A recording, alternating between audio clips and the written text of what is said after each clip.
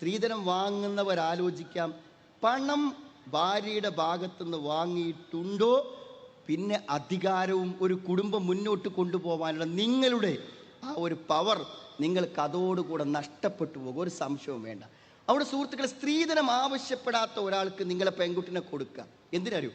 അവൾക്ക് മാന്യമായൊരു ജീവിതം അവിടെ ലഭിക്കും. പല രക്ഷിതാക്കളും പറയാ, നന്നായിട്ട് സ്വർണവും പണവും പണ്ടൊക്കെ കൊടുത്തു കഴിഞ്ഞാലുള്ള സൗകര്യം എന്താ അറിയോ, അതൊക്കെ കൊടുത്താൽ നമ്മളെ പെൺകുട്ടിക്ക് ഒരു വില ഉണ്ടാവുന്നതാണ്. അവിടെ ചെല്ലുമ്പോൾ ഒരു വിലയുണ്ടാകും എൻ്റെ മകൾക്ക് എന്നാണ്. എന്ത് വില സുഹൃത്തുക്കളെ? ആ കൊടുക്കുന്നതൊക്കെ ഇവരെടുക്കും. എടുത്തു തീരുമ്പോൾ അവർ വീണ്ടും വരും, വീണ്ടും പീഡിപ്പിക്കും, വീണ്ടും ബുദ്ധിമുട്ടിക്കും. പിന്നെ ഈ കൊടുക്കുന്നുണ്ടല്ലോ, ഇത് വാങ്ങുന്നത് ലാഭമാണെന്നാണോ സഹോദരിമാരെ നിങ്ങൾ വിചാരിക്കുന്നത്? വാപ്പൻ്റെ അടുക്കുന്ന 60 പവനും 60 ലക്ഷമൊക്കെ വാങ്ങിപ്പോയാൽ ഇതൊക്കെ നിങ്ങൾക്കുള്ളതാണ് ഈ തരുന്നത് എന്ന് പറഞ്ഞാൽ, നിങ്ങളുടെ അനന്തരം കിട്ടേണ്ട സ്വത്ത് വിറ്റിട്ടാണ് ഈ പണമൊക്കെ ഇയാൾ തരുന്നത്. അല്ലാതെ എവിടുന്നാണ് ഈ കാറ് വാങ്ങിത്തരുന്നത്? എവിടുന്നാണ് ഈ പണം വാങ്ങിത്തരുന്നത്? അതല്ലെങ്കിലും നിങ്ങൾക്ക് ലഭിക്കും. അത് മാന്യമായ അനന്തരാവകാശമായി നിങ്ങൾക്ക് കിട്ടാനുള്ള സ്വത്തുനിന്നാണ് നിങ്ങൾക്ക് തരുന്നത്. ആർക്കും ലാഭമില്ലാത്ത ഒരു ഏർപ്പാടാണ് ഈ സ്ത്രീധനം. അത് വാങ്ങുന്നവനോ എന്നും ആ വീട്ടുകാരുടെ അടിമയായി ജീവിക്കണം. എങ്ങനെ നിങ്ങൾക്കത് വിചാരിക്കാം? സുഹൃത്തുക്കളെ, മാന്യതയിലാക്കി വിചാരിക്കാൻ പറ്റുന്നുണ്ടോ? ഞാൻ ഇന്ന് വരെ എൻ്റെ ഒരു കാറിൽ, ഒരു പഴയ കാറിലാണ് ഞാൻ യാത്ര ചെയ്യുന്നത്. നാളെ എൻ്റെ വിവാഹം കഴിഞ്ഞാൽ ഭാര്യ വീട്ടുകാർ തന്ന ആ 4 രജിസ്ട്രേഷൻ കാറിന് ചാവി എനിക്ക് തരിക.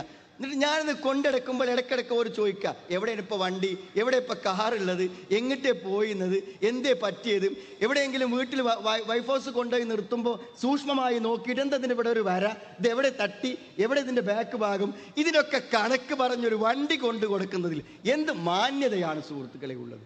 നമുക്ക് വാങ്ങാൻ കഴിയുന്നത് ഒരു 70,000-ന്റെ ഒരു സെക്കൻഡ് ഹാൻഡ് വാഹനമാണെങ്കിൽ പോലും എൻ്റേതെന്ന അഭിമാനത്തോടു കൂടെ കൊണ്ടു നടന്നൂടെ? ഞാൻ പറഞ്ഞ സ്ത്രീധന സമ്പ്രദായങ്ങൾക്ക് അന്ത്യം കുറിക്കാതെ, ഭാര്യയുടെ സ്വത്തിൽ നിന്നൊന്നും വേണ്ടെന്ന് തീരുമാനിക്കാതെ ഒരു മാന്യമായൊരു കുടുംബത്തെ നല്ല രൂപത്തിൽ മുന്നോട്ട് കൊണ്ടുപോകാൻ പറ്റൂല. അതുകൊണ്ട് നിങ്ങളുടെ ആൺകുട്ടികളെ വിളിക്കരുത്, സുഹൃത്തുക്കളെ വിളിക്കരുത്. നിങ്ങൾ 28 വയസ്സ് വരെ 30 വയസ്സ് വരെ വളർത്തുണ്ടാക്കി നിങ്ങളുടെ ആൺകുട്ടികളെ പെൺ വീട്ടുകാർക്ക് നിങ്ങൾ വിളിക്കരുത്. അവൻ അഭിമാനത്തോടെ ജീവിക്കട്ടെ, അവൻ മാന്യനായി ജീവിക്കട്ടെ, അവൻ അധ്വാനിച്ച് ജീവിക്കട്ടെ, അവൻ ചിലവിന് കൊടുത്ത് അവൻ്റെ ഭാര്യയെ പോറ്റട്ടെ. അവനൊരു നിലയുണ്ടാകും, ഒരു വിലയുണ്ടാകും അവൻ്റെ ഭാര്യയുടെ അടുക്കൽ, ഭാര്യ വീട്ടുകാരുടെ അടുക്കൽ. അല്ലെങ്കിൽ ഉണ്ടാവൂല. പടച്ചോൻ വെറുതെ വെച്ചാല സുഹൃത്ത്, ഇതൊക്കെ നിയമമാണ്. ഒന്നും എത്രമാത്രം ഒരു പെണ്ണിന് കല്യാണം നടത്തുമ്പോൾ ഒരു വലീമത്ത് കൊടുക്കാനുള്ള നിർദ്ദേശം പോലും ഇല്ല.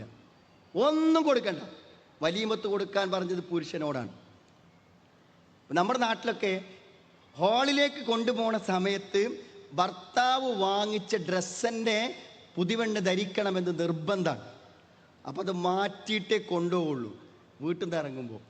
എന്നാൽ സുഹൃത്തുക്കളെ, ഒരു 5000 റുപ്യേൻ്റെ ഡ്രസ്സ് നമ്മളെ തന്നെ വേണമെന്ന് നിർബന്ധം പിടിക്കുമ്പോൾ അവളോട് പറയേണ്ടത്, ഇന്ന് നീ ധരിക്കേണ്ട ആഭരണവും എൻ്റേതായിരിക്കണം, എൻ്റേതല്ലാത്ത ഒരു പൊന്നിൻ്റെ അംശം പോലും നിന്റെ ദേഹത്തുണ്ടാവരുത് എന്ന് പറയാൻ ത്രാണിയുള്ള ആണുങ്ങൾ എത്രയുണ്ട് സുഹൃത്തുക്കളെ?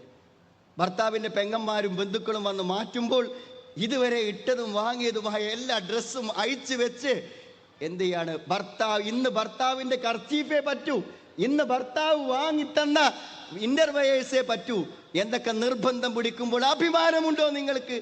ഈ കല്യാണത്തിൻ്റെ പേരിൽ ഒരു പൊന്നും ഒരാഭരണവും ഇവൾക്ക് നിങ്ങൾ ഉണ്ടാക്കരുതേ എന്ന് വിവാഹത്തലേന്ന് ഭാര്യ വീട്ടിൽ വിളിച്ചു പറയാനുള്ള തൻ്റെ ഇടമുള്ളവർക്ക് ഒരു പെണ്ണിനെ കൊണ്ടെടുക്കാൻ പറ്റുള്ളൂ.